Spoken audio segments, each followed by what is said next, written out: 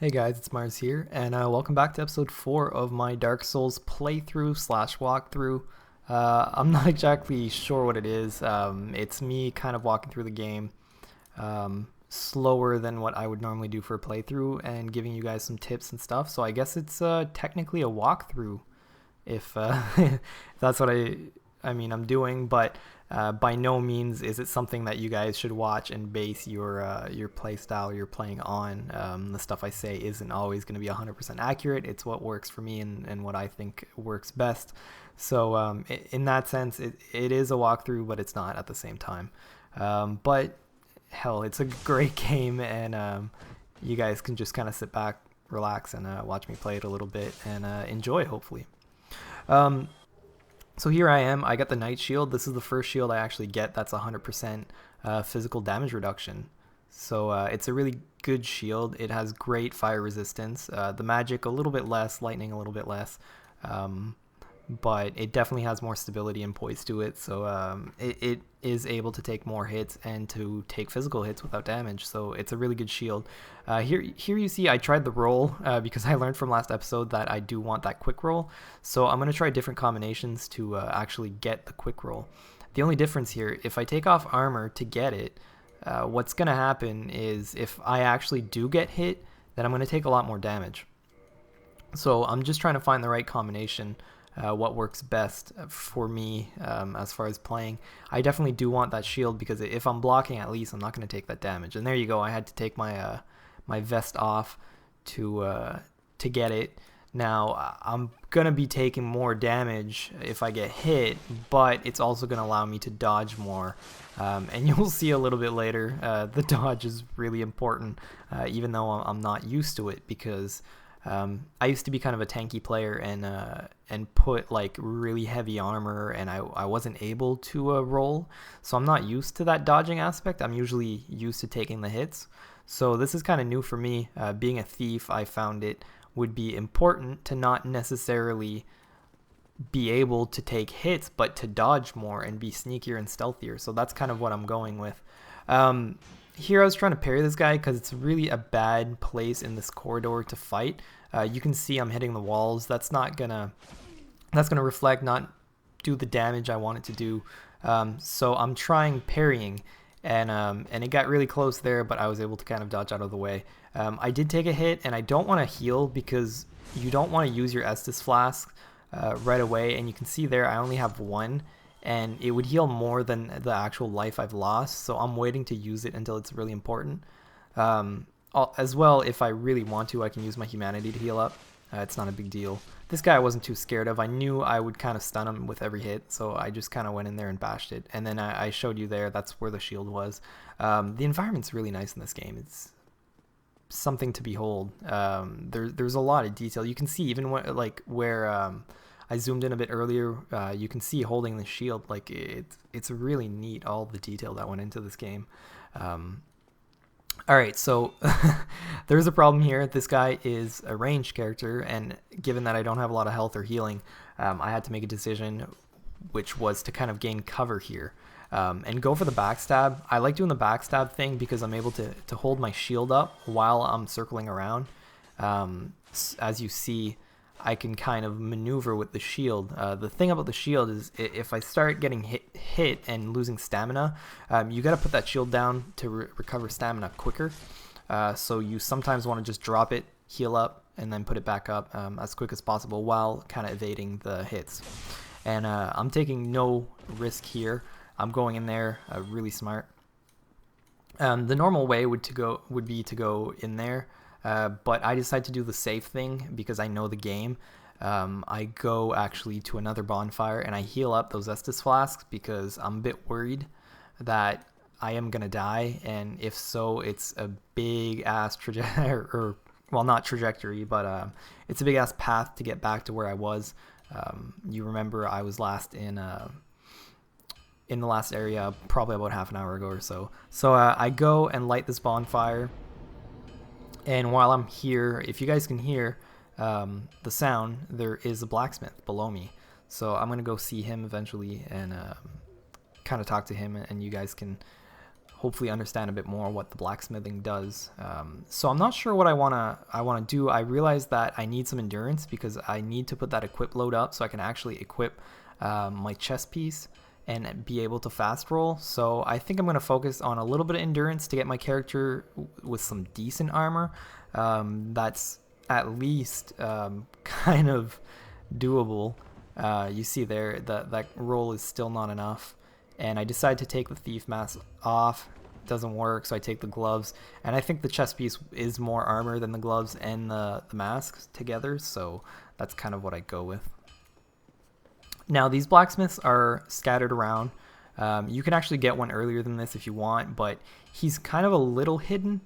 But you guys will see where he is a bit later on. So this is Andre of Astora. Astora being another location in the world of Dark Souls. There's a lot of locations that are mentioned and you'll never see in the game. Hopefully Dark Souls 2 shows us a bit more of those locations. It would be interesting to see kind of where these characters come from. It'd be really neat anyways. So this guy is pretty cool. He's got some fun dialogue, as do most characters in the game actually. But he's a blacksmith, probably one of the more important blacksmiths because you have different ways to upgrade your weapons. You can go fire, lightning, magic, and straight like strength. There are more options, but this guy allows you to do the straight strength build for your weapons and armor.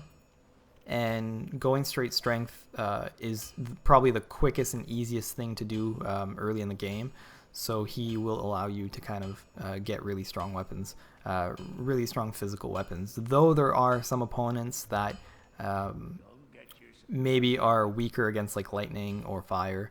But this is a quick way to kind of get started. And my favorite path is always to go with the kind of straight like strength weapons and not necessarily do the lightning or fire thing, but I'm learning a little bit more what those do and how effective they are against different opponents. But for now, I just figured I'd go meet Andre and show you guys who and where he is, and then move on. Basically, I got my 5 Estus flasks. These guys respawn because I stayed at the bonfire, but it's not a big deal. I'm able to take them out. I prefer taking them out this way, actually, getting the archer first, because he is more or less the factor that will get you messed up, because if he does hit you, you get stunned. And if you get stunned, these other two are able to attack you while you're stunned, and that's what decreases your health really, really quickly. Now, if this was just a normal playthrough, I would go for the boss right now, and I would actually summon someone to help me with that. But I'm going to do this area on my own, kind of clear it out, and then I'll get my friend or just a random to help me.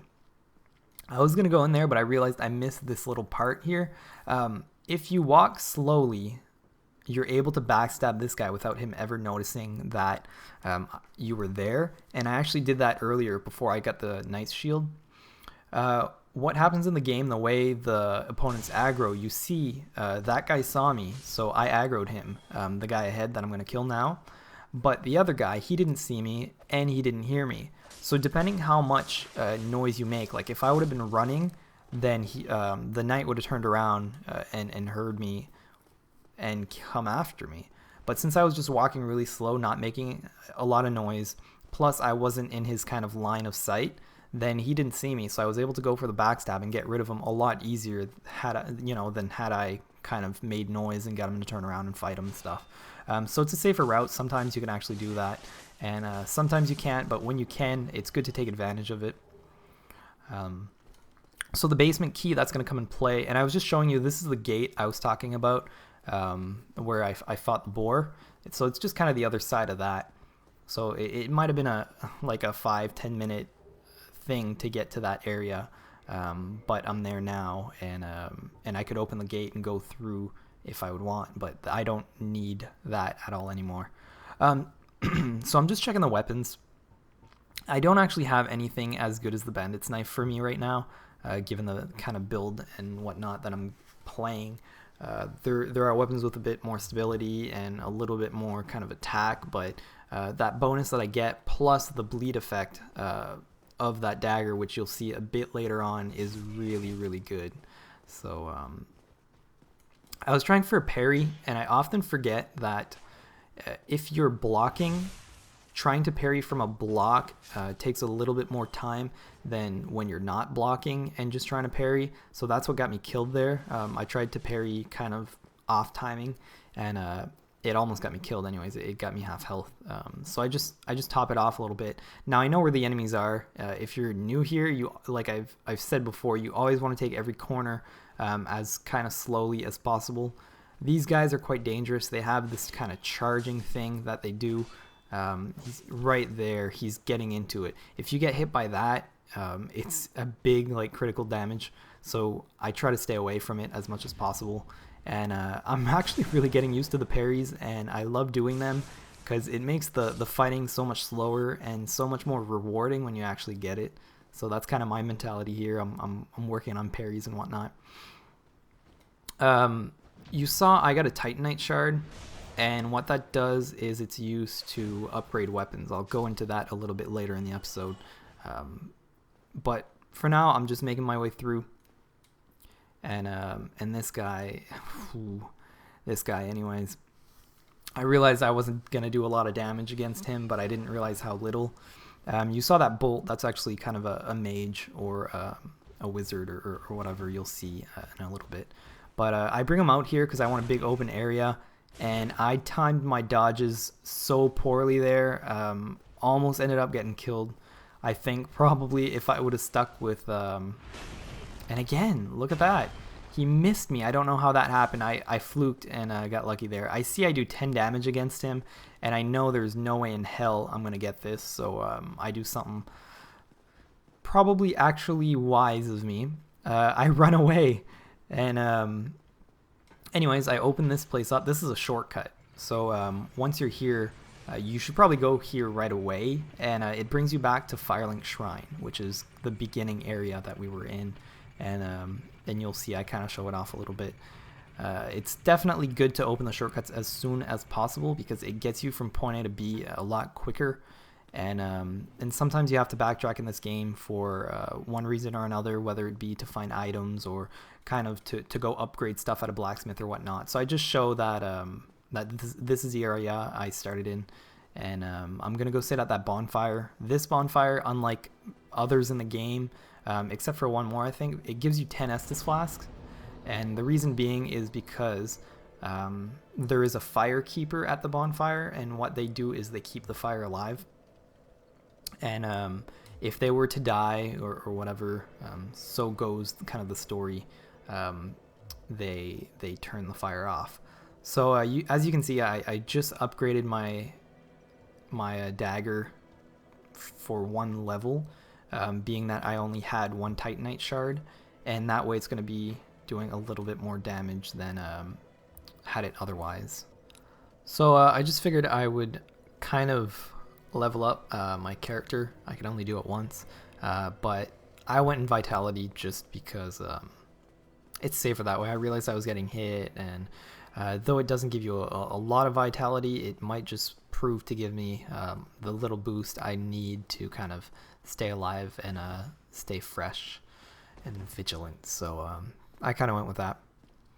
Now I'm going to backtrack, and I'm going to actually try that guy, and you'll see a little fail, more or less up ahead.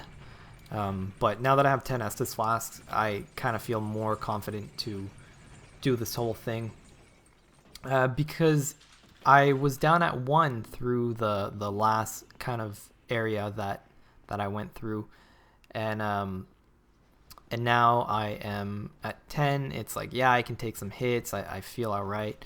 And you'll see this bleed damage come in handy. Now, he's not doing the same attacks he was doing earlier. I'm doing 12 now instead of 10, which I know isn't much, but it does add up. Dual wielding, I was able to do 31 there, and it's just kind of... for this bleed to actually do something, I have to repeatedly hit him there. 135 damage through that bleed. Now, if you hit, you'll do a big damage like that because of the bleed damage. So that's the great thing about this bandit's knife or the dagger is that it has that bleed damage on it. And I was able to take him out without getting hit by just kind of circling around and playing it a little smart. Oh no, I'm wrong. This isn't where I screw up. Okay, so the Firekeeper Soul. This is your upgrade. The reason I thought I screwed up was I thought that kind of sorcerer guy hit me, but I'm just going to make my way back to Firelink Shrine. You go there, you go past them, you go past that little crazy guy, and you go down here. There's stairs. Now, there are more stairs down there. I'm not going to go yet, but if you just talk to her, she is the Firekeeper, and what you want to do is give her Firekeeper Souls. And you can do that at a few spots in the game. Now you'll notice that beside my Estus Flask, there is a +1. So what that does, it reinforces your Estus Flask, and it gives you stronger healing benefits from that. So all I have to do now, if I want stronger and stronger potions, is to just get these Firekeeper Souls, and I'm able to kind of go from, it might heal 2.5 bars to now healing 3 or 3.5. And the more you upgrade it to +2, +3, +4, kind of the more powerful it gets, and able to heal kind of all your health if you have not so much high health. So it's really useful to get those done as quick as possible, because you end up using less of your Estus Flask to heal than what you normally would. Now this big guy was a boss or a mini boss, so he's not there anymore. So a lot of bosses like that disappear once you kill them, and you know they are mini bosses or whatnot. The Black Knights do that as well, and pretty much all the bosses. So I'm really enjoying the damage that I get to do. I could have upgraded my weapon again, which I will do very soon. And it will just allow for more damage, basically. So it's good to kind of stay on top of that while you can. If I really wanted to, I could buy more Titanite shards from Andre, but I think I'm gonna hold out just a little bit until it's really necessary. Now this is where I screw up. That guy. It scared the shit out of me. First of all, I really jumped because I wasn't expecting him to be there, because usually I tackle this a little bit differently, and I would have gone and gotten him by now. So I decided I would go tackle that area before I do anything else. This is another one of these dangerous guys. You see how much damage he does. It's kind of a risk, and then he was doing his moves, so I decided I'd back away, and I actually got kind of lodged in here, kind of trapped, and I was able to do a little bit of damage against him before I was able to actually do my big damage. So so I was lucky enough to kind of trap him a bit, but again, with one parry you can get rid of him, so that's kind of what I do.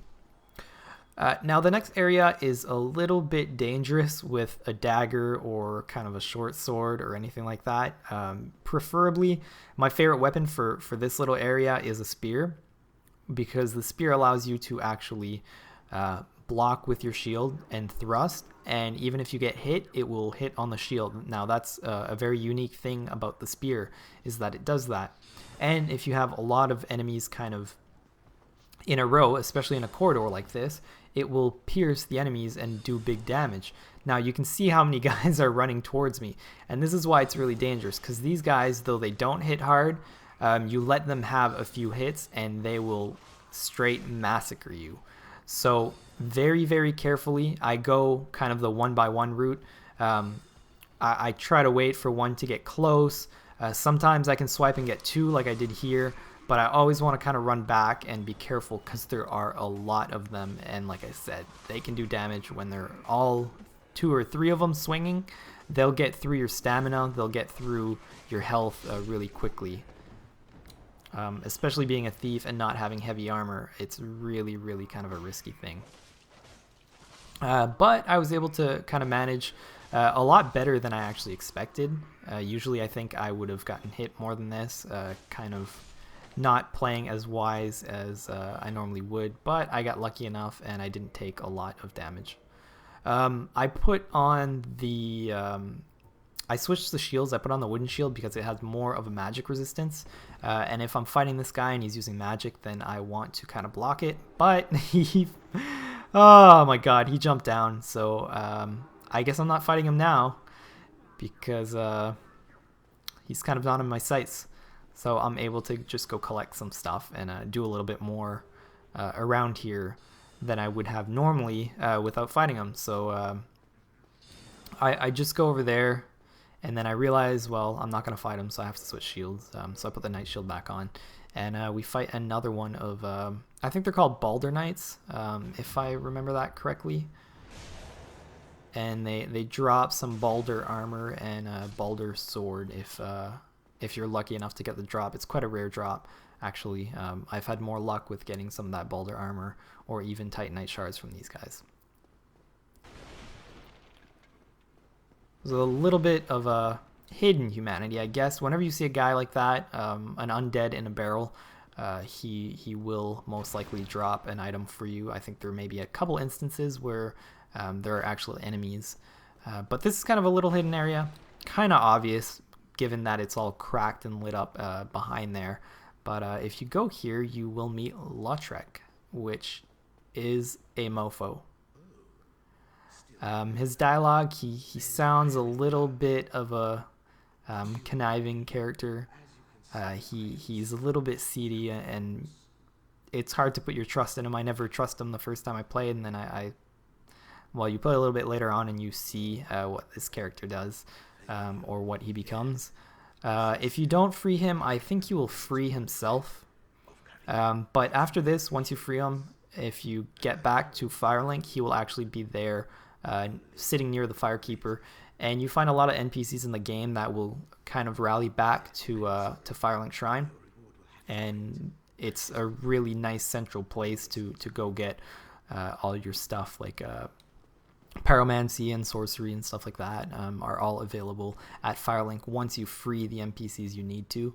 That's kind of how the game works. You meet NPCs, and they won't necessarily, if you don't talk to anyone, then I don't think you'll have anyone going to Firelink and helping you out. But if you do, then that's what they do. They go to Firelink and give you some stuff. Now, I thought for sure this would be more than 27 damage, and I am out of there. It aggroed 2 guys plus the sorcerer. I knew I wasn't going to do it. I had to get out of there. I had to run away. It was kind of the best option for me, given that it was risky. So I think what I'll do next episode, I'll clear that guy, that sorcerer. I'll do the next area, and we'll see what I can get out of it. So yeah, I want to say thanks for watching, guys. It's been kind of a good episode. Very slow, not doing a lot, but you know, I'm gonna need some help. So if you guys watch the video and you want to help me, then leave me a comment, because I can play with up to 2 people. And though the online's a little bit weird, if you guys have the game and you know how it works, we can get together and we can play. And I would like to do a boss or 2. You would be in a video. I would give you a shout out, a channel shout out, or link your channel up. I don't think I'm going to be doing live commentary with you, maybe. But either way, you would help me defeat a boss and clear out an area. So if you guys like that idea, let me know, and I'll talk to you later. Thanks for watching, guys. Bye.